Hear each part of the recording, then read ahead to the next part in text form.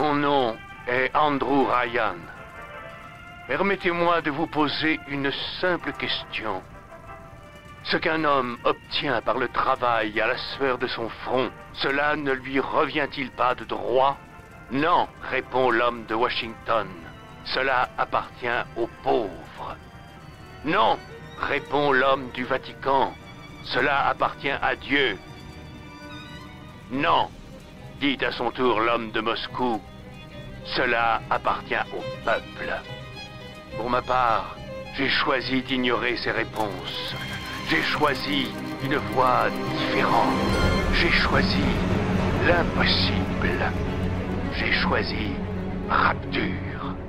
Une cité où les artistes ne craindraient pas les foudres des censeurs, où les scientifiques ne seraient pas inhibés par une éthique aussi artificielle que vaine, où les grands ne seraient plus humiliés par les petits. Et, à la sueur de votre front, cette cité peut aussi devenir la vôtre.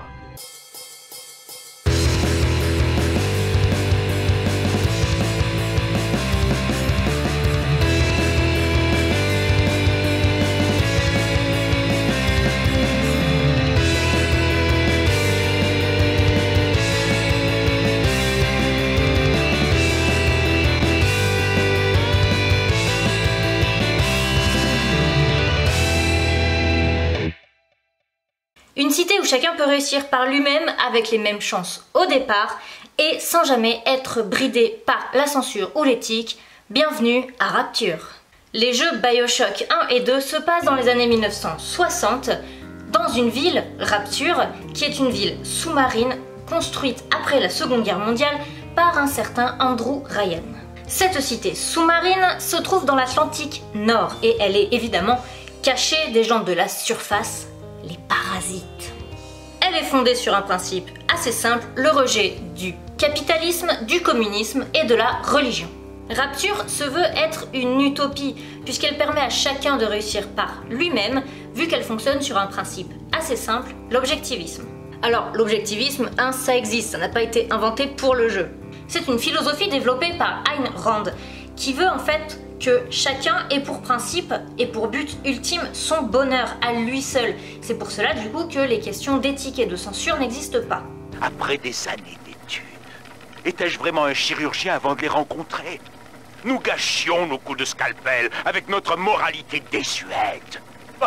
Nous incisions un furoncle par-ci, rabotions un nez par-là. Cependant, pouvions-nous vraiment changer les choses? Je ne crois pas. L'Adam nous donne les moyens de le faire. Et Ryan nous libère de l'éthique illusoire qui nous entravait. En gros, Rapture est une utopie dans laquelle chacun peut devenir ce qu'il est vraiment sans avoir de compte à rendre à l'État ou aux autres. Mais quand le joueur débarque en jeu, la ville ne ressemble pas franchement à une utopie.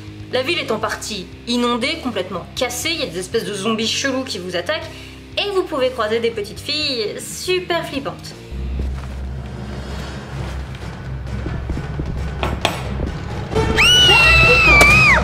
En fait, quand le joueur arrive dans Rapture, il y a déjà eu une guerre civile qui a causé pas mal de dégâts et qui a été créée en fait à cause d'une drogue que les chercheurs ont trouvée uniquement à Rapture, évidemment, et qui a transformé, on peut clairement le dire, les habitants.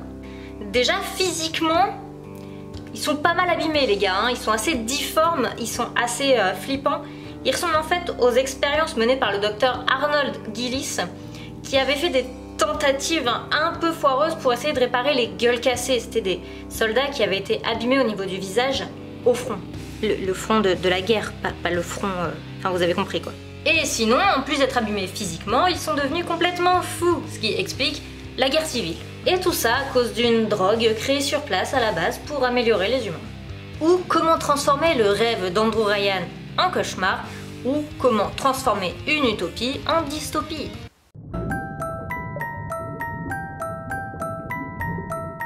Alors, qu'est-ce qu'une dystopie? Stopie.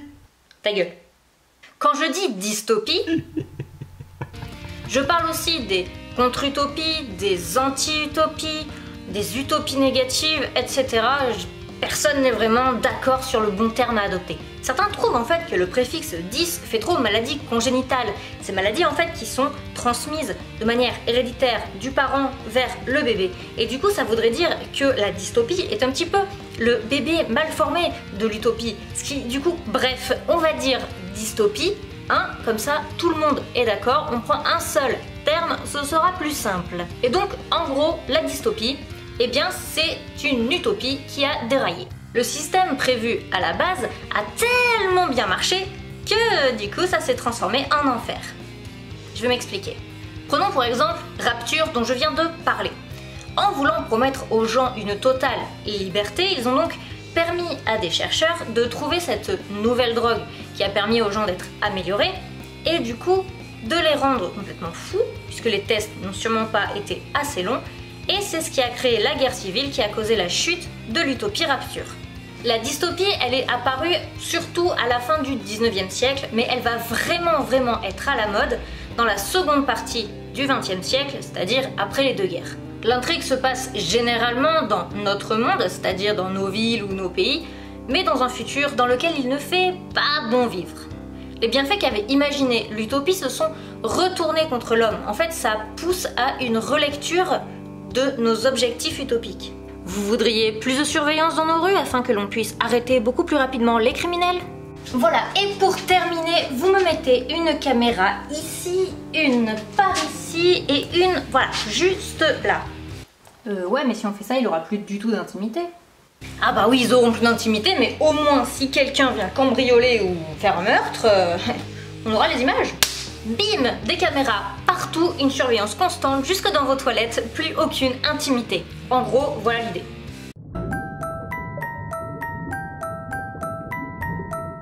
Techniquement, la première dystopie est parue en 1765. Mais il existe 3 œuvres, 3 textes vraiment fondateurs du genre qui sont très cultes. Il s'agit de Nous autres de Zagnatine, de Le meilleur des mondes de Huxley et 1984 de George Orwell. Et j'espère que vous en connaissez au moins un des 3 parce que dans le genre œuvre culte, on est pas mal. Et donc pourquoi l'utopie, cet idéal de société, est-elle devenue un monstre? Eh bien tout simplement la perte de l'espoir. L'industrialisation, elle était censée nous apporter le bonheur et une amélioration de nos modes de vie, sauf qu'en gros elle a transformé les hommes en machines qui se pètent le dos à travailler en usine, à répéter tous les jours les mêmes gestes pour 3 fois rien. Le tout pour construire des armes destructrices qui ont permis des milliers de morts pendant les Premières et Secondes Guerres mondiales. La condition humaine devait être améliorée, au lieu de ça, elle a été mise de côté pour valoriser le profit.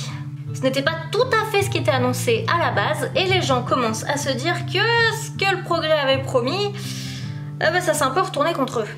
Ici, je parle de manière assez générale, mais si vous voulez des exemples plus précis, les communistes et les nazis avaient eux aussi promis de réelles utopies. Tout d'abord, le communisme devait mener la grande patrie URSS vers sa félicité, qu'elle n'a jamais vue. Et peu après, ce sont les régimes fascistes et notamment l'utopie nazie qui est apparue. Oui, l'utopie nazie, oui.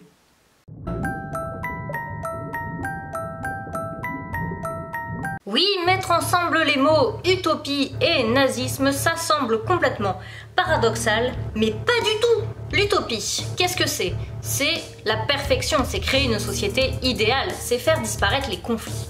Pour parvenir à cela, il faut une entente et une égalité parfaite entre tous les hommes. Et l'idée du coup du régime nazi, ça a été de créer une norme, une façon d'être, leur propre idée de la perfection humaine et de supprimer tous les autres. Alors, les juifs, non.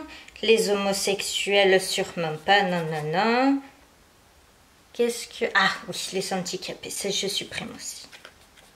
Si tout le monde dans une société possède la même origine, la même religion et les mêmes opinions politiques, eh ben forcément ça va limiter les conflits puisque nous avons là 3 sujets qui ont plutôt donné des guerres.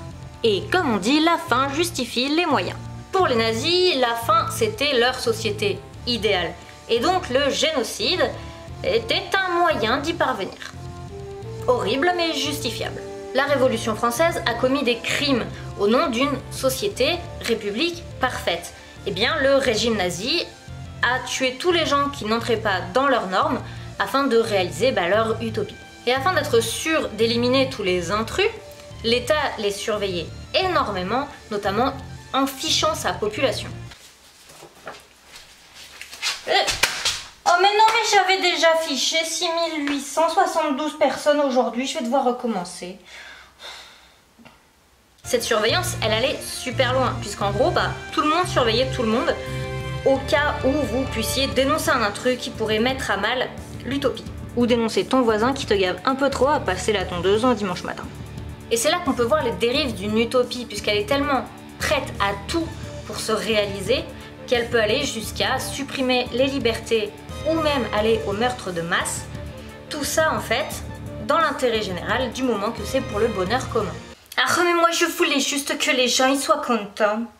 Et le tout bien sûr avec cette peur constante d'être dénoncé par ton voisin même si tu n'as absolument rien fait de mal, la suppression de toutes les œuvres pouvant aller à l'encontre de l'idéal nazi et donc vous privant complètement d'un autre type d'imaginaire, le rationnement de la nourriture, etc. L'utopie s'est très vite transformée en dystopie. Un régime totalitaire est un régime politique qui n'admet qu'un seul parti, qui dirige l'État, qui lui-même dirige sa population, en fait en surveillant tous les individus dans la moindre intimité. Et promis, j'arrête l'histoire et je passe un peu à la fiction. Mais on va rester sur cette idée de surveillance en voyant comment dans la fiction, la technologie peut améliorer cette super surveillance. Dans les œuvres les plus célèbres de dystopie dans lesquelles la technologie sert à la surveillance du peuple, 1984 de George Orwell est clairement l'une des plus cultes. Big Brother is watching you. Big Brother, c'est l'État qui surveille en fait extrêmement les gens. Déjà parce qu'ils ont des caméras placées partout et qu'ils diffusent une seule chaîne de télévision pour la propagande, mais les télévisions servent aussi de caméras et de micros pour surveiller les gens jusque chez eux.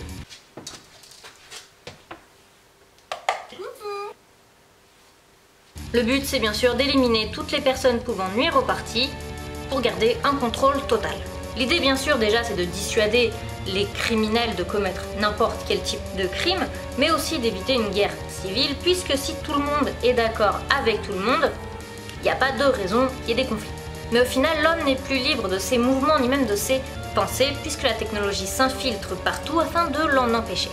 Plus récemment, la série Black Mirror propose des tas de dystopies possibles, notamment technologiques, et on va rapidement voir ça à travers 2 épisodes.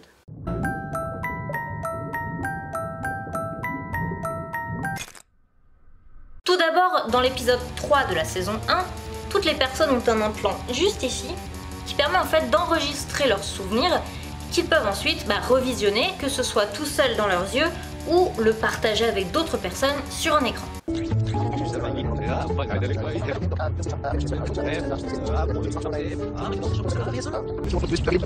Liam, je suis vraiment très content. Et en gros, l'histoire de cet épisode, c'est que le personnage principal va pousser sa femme à lui montrer ses souvenirs pour être sûr qu'elle l'a effectivement trompé. Mais l'idée vraiment intéressante, en tout cas beaucoup plus qu'une histoire de coucherie, c'est que en stockant du coup votre mémoire visuelle et auditive, en fait vous ne pouvez plus avoir de secret puisque n'importe qui peut avoir accès à toute votre intimité.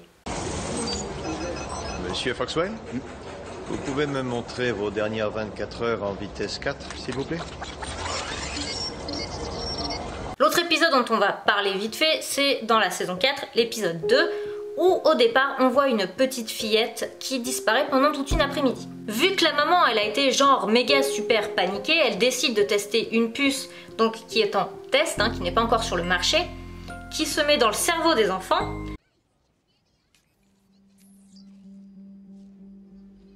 afin en fait déjà de pouvoir les géolocaliser à tout instant, mais aussi à travers une tablette de pouvoir visionner et entendre tout ce qu'ils voient et entendent. Alors ça, c'est l'endroit où se trouve Sarah, juste à côté de nous bien sûr. C'est dingue. Ensuite, tapez sur cette icône juste là pour accéder à son flux optique. On voit ce qu'elle est en train de voir? Tout à fait. Et on peut installer des filtres comme un contrôle parental, c'est-à-dire que si l'enfant se retrouve confronté à des images sexuelles ou violentes, eh bien tout simplement sa vue sera brouillée par la puce afin qu'il n'y soit pas confronté. Là, la scène provoque un pic de cortisol. Et ça... Filtre activé. C'est ce qu'elle voit et ce qu'elle entend. Wow, d'accord. Oui, je suis pas sûre que ce soit... Sauf que en grandissant, la petite fille devenue une adolescente, elle va avoir une vie totalement différente, mais toujours espionnée par sa mère, qui saura donc toutes de ses soirées ou de ses rapports sexuels. Et évidemment, quand l'adolescente va s'apercevoir que sa mère sait absolument tout ce qu'elle fait, elle va péter les plombs. Je pense personnellement que j'aurais fait pareil. Alors, désolée maman si tu regardes cette vidéo, mais j'aurais très mal vécu que tu me poses cette puce.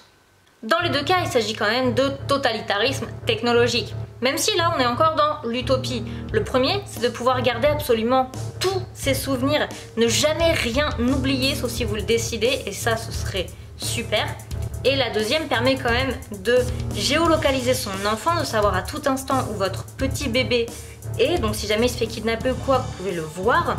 Et l'empêcher d'être confronté trop tôt à des images à caractère violent ou pornographique. Malgré tout, on voit quand même très facilement comment ce délire va vite sombrer en dystopie. Mais c'est d'ailleurs le but de la série. Beaucoup d'épisodes ne présentent pas une vraie dystopie, mais une dystopie en train d'arriver, afin en fait de nous prévenir en nous disant en gros, attention, c'est là que ça va basculer, si vous voyez que ça arrive comme dans l'épisode, va falloir faire super attention. Du coup, dans cette vidéo, on a surtout parlé de technologie et aussi de dystopie basée sur des régimes totalitaires de l'avant-guerre. Donc la semaine prochaine, nous verrons un petit peu plus les dystopies du coup d'après-guerre et aussi la science dans la dystopie. J'espère que la vidéo vous aura plu, mais en tout cas j'ai été super contente de parler enfin de jeux vidéo parce que jusqu'à présent je crois pas que je l'ai fait et pourtant c'est quelque chose que j'adore, donc j'espère que ça vous aura plu que j'en parle un peu. Et qui sait, j'en parlerai peut-être dans d'autres vidéos, je ne sais pas, je ne sais point, de toute façon tout n'est pas encore écrit. Et donc d'ici la semaine prochaine, je vous fais de gros bisous et on se retrouve pour parler des dystopies de l'après-guerre. Bisous à vous. Hey, salut, tu vas bien? Bah écoute, moi ça va, hein, du coup là t'es arrivé à la fin de la vidéo. Mais tu sais quoi, il y a encore plein de choses que tu peux faire. Genre là, tu vois, au milieu, tu peux t'abonner et c'est vachement cool. Tu peux aussi me suivre sur les réseaux sociaux qui sont dessus et même mettre un petit pouce bleu. Et si t'es vraiment super sympa, juste là tu peux me soutenir sur Tipeee. Et puis sinon, tu peux aussi regarder d'autres vidéos. Bisous!